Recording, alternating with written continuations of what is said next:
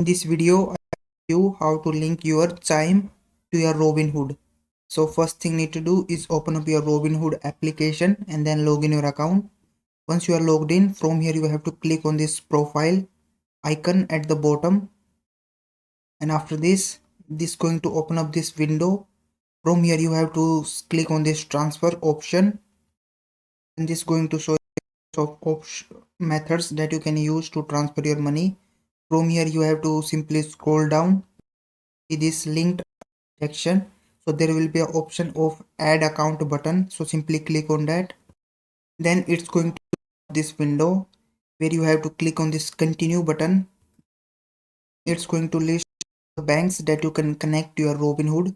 From here you have to select your Chime, and after this you have to enter your Chime account details, and once you enter it, your Chime will be linked to your Robinhood.